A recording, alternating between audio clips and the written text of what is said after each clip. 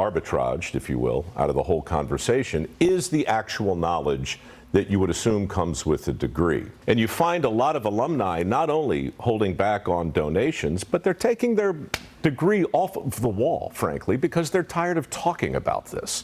That's a PR problem. But welders, steam fitters, pipe fitters, heating, air conditioning, electric, our country is built on those things. Yep. Whether they're sexy or not, the opportunities exist. There's a path to six figures, and it's shorter than you think. That's Mike Rowe questioning the value of a college degree, and it seems many agree, as there are more than 1 million fewer college students today than in 2019. And with student debt nearly $2 trillion total, can't really blame them. Joining us now, Brenberg, co-host of The Big Money Show on Fox Business. And you may not know this, but a graduate of Harvard grad school as well. We'll get to the Ivy League portion in a moment. All right. But what do you make of this? Is there, because one of the things about elite schools is if you get in, they believe it unlocks decades worth of wealth enhancement.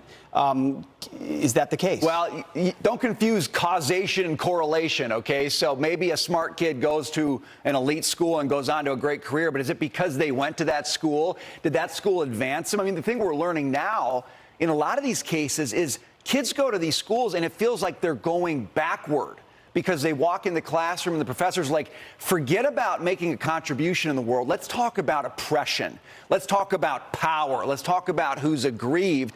And there's a lot of employers who have these kids coming out of college and they're saying, we have to unteach them all of this mental model garbage before they can come into the workforce and work together with people and make a difference. So I love Mike Rowe because he's saying, why would you waste your money for 4 years on something you have to unlearn to serve somebody in the marketplace when you've got guys learning how to do things that make people's lives better right now? Are we seeing that from employers? Because that seems like common sense. It used to be, oh my goodness, Harvard degree. Is it more like, well, if you got that degree, then what do I have to deprogram? You've got employers, this is crazy, from the Walmarts on one hand to the Googles on the other, who are saying, you don't need a college degree to come here. We can teach you things. And it's because you actually, in many cases, learn better on the job when somebody's paying you. You know, when you pay somebody to learn, you feel like you can call the shots. I don't like that grade. I don't want to do. But when somebody's paying you, hey, either figure this out and get it, or you're gone. And that's a great incentive to learn. So I love an economy, actually, where more of it is geared to on-the-job training. That's what Mike Rowe, and that doesn't have to be the trades, by the way. That can be in any kind of business. No doubt.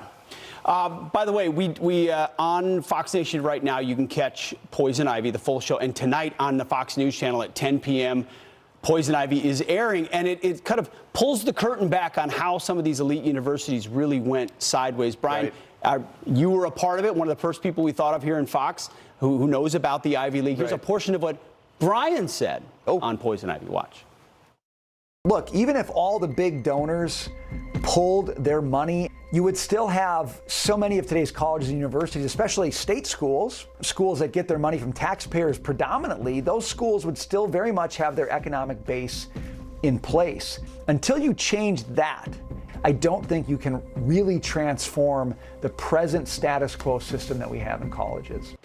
And Brian, I think what we've both seen is, yes, it went from left-wing leaning institutions to full-on indoctrination camps. It's even different than when you were there in 2008. It is. Yeah, I mean, in 2008, though, the thing that struck me is I went to Harvard, and Veritas is their motto, truth.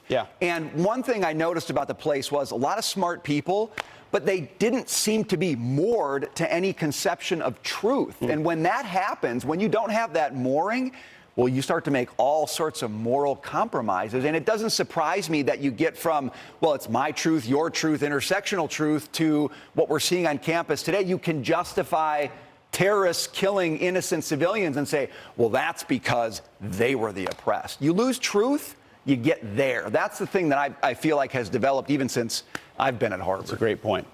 And if you love this, by the way, check out the Big Money Show. It's big.